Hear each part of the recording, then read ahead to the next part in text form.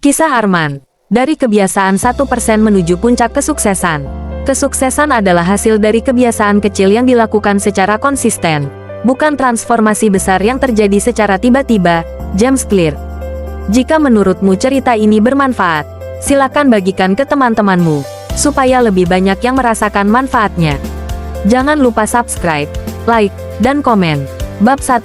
Titik nadir di usia 30 tahun.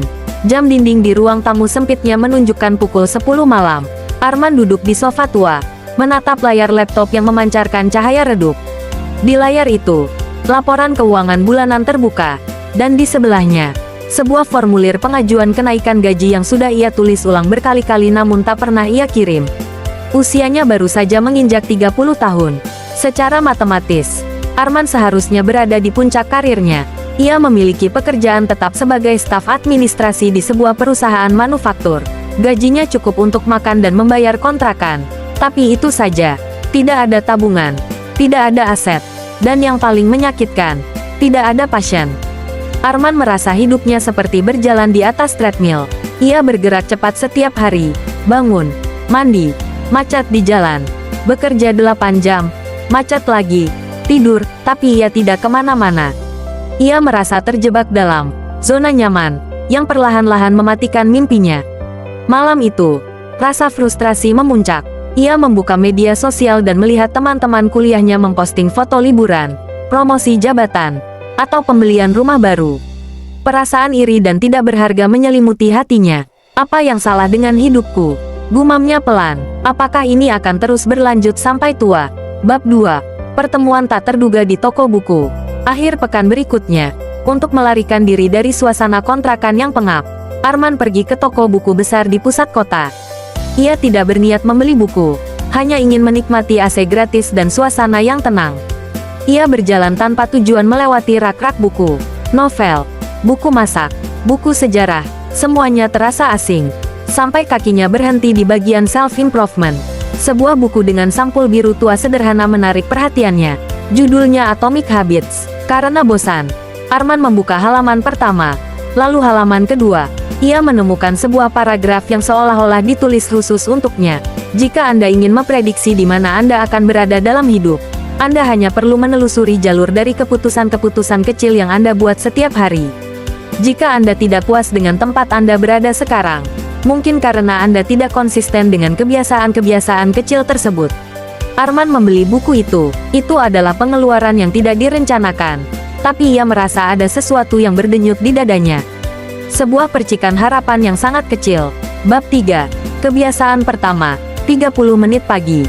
Malam sebelum membaca buku itu, Arman tidur larut seperti biasa. Namun, pagi harinya, alarmnya berbunyi 30 menit lebih awal. Bip, bip, bip. Arman mengerang. Rasa kantuk luar biasa menyerang. 5 menit lagi, pikirnya. Tapi kemudian, ia teringat kalimat di buku itu. Jangan berusaha menjadi sempurna. Cukup berusaha untuk tidak menjadi orang yang sama seperti kemarin. Dengan paksa, Arman bangun. Ia tidak langsung membuka laptop atau berita. Ia duduk di meja makan kecil, menyeduh kopi, dan membuka Atomic Habits. Hari pertama, 10 menit membaca, 20 menit melamun. Hari kedua, 15 menit membaca. Hari ke-7, ia mulai menandai kalimat-kalimat penting.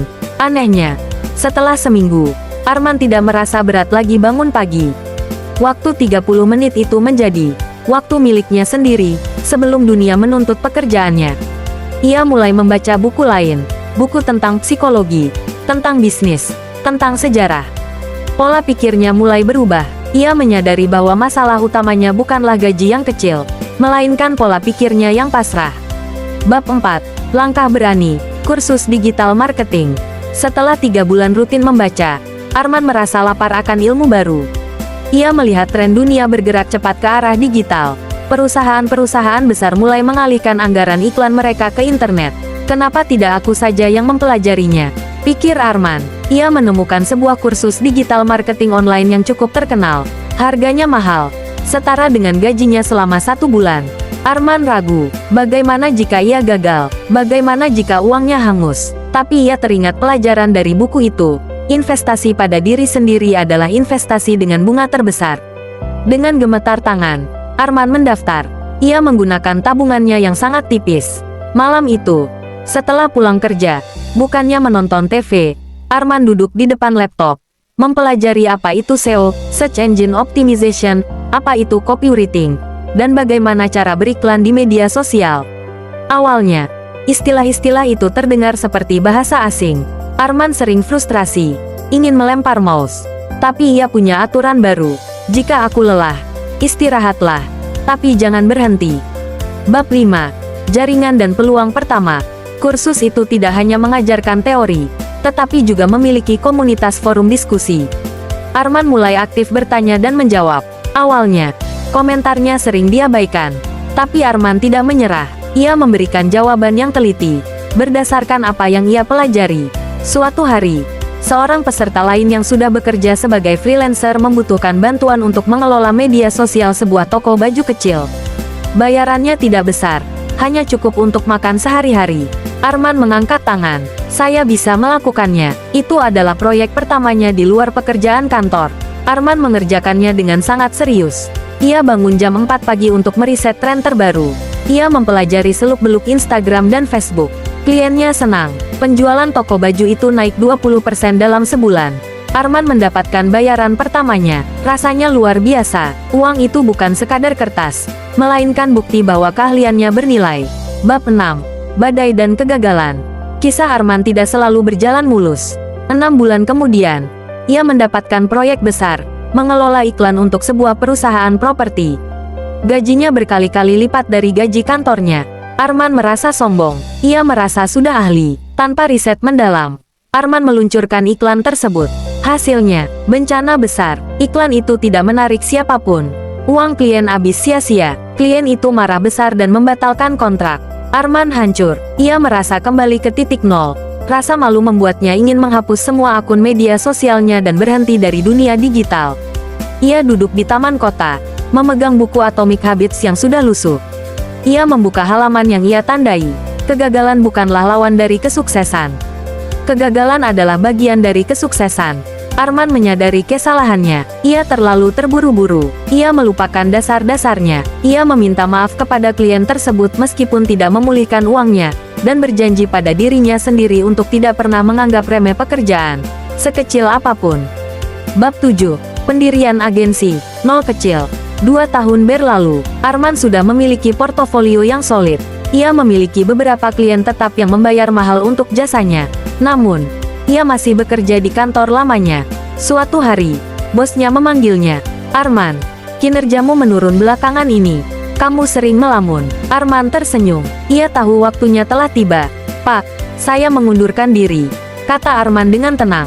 Bosnya terkejut. Kamu gila, kerjaan di sini aman. Saya ingin mencoba peruntungan sendiri. Pak, jawab Arman.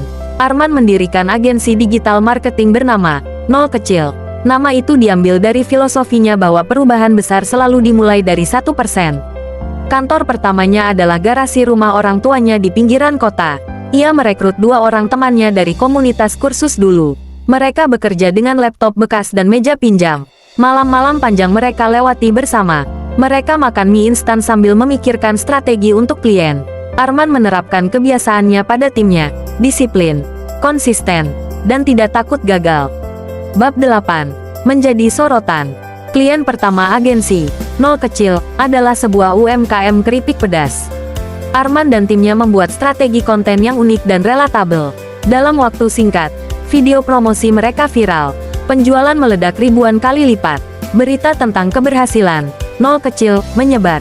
Perusahaan-perusahaan besar mulai melirik. Arman tidak lagi harus mencari klien.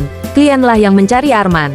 Dalam waktu 3 tahun, Nol Kecil menjadi salah satu agensi digital terkemuka di kotanya. Mereka pindah ke gedung perkantoran yang modern. Arman membeli rumah untuk orang tuanya dan mobil impiannya. Namun, perubahan terbesar bukan pada hartanya, melainkan pada dirinya. Arman yang dulu pemalu dan pesimis, kini sering diundang menjadi pembicara di seminar-seminar besar. Bab 9. Warisan kebiasaan. Sore itu, di sebuah panggung seminar yang megah, Arman berdiri di depan ribuan orang. Ia memegang mikrofon, menatap audiens yang antusias. Kalian mungkin melihat saya sekarang dan berpikir saya sukses karena keberuntungan atau bakat alami, kata Arman. Tapi saya jujur pada kalian. Dulu, saya adalah orang yang paling takut mengambil risiko. Saya adalah orang yang merasa hidupnya tidak akan pernah berubah. Ia mengangkat sebuah buku lusuh di tangannya. Atomic Habits. Kunci perubahan saya bukanlah perubahan besar-besaran dalam semalam. Kuncinya adalah 30 menit di pagi hari. Kuncinya adalah satu kursus yang saya ambil dengan ragu. Kuncinya adalah satu proyek kecil yang saya kerjakan dengan sungguh-sungguh. Arman tersenyum. Matanya berbinar. Jangan menunggu waktu yang tepat. Waktu tidak akan pernah tepat. Mulailah dari sekarang. Mulailah dengan hal kecil. Bangunlah 10 menit lebih awal. Baca satu halaman buku. Kirim satu email lamaran. Lakukan itu besok. Dan lusa. Dan seterusnya. Karena disitulah letak kesuksesan sejati. Di bawah panggung.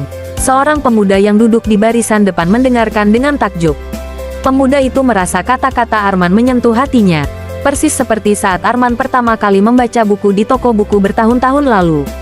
Siklus inspirasi itu terus berlanjut, dibangun di atas fondasi kebiasaan kecil yang konsisten. Kisah Arman mengajarkan kita bahwa kita tidak perlu menunggu momen magis untuk mengubah hidup.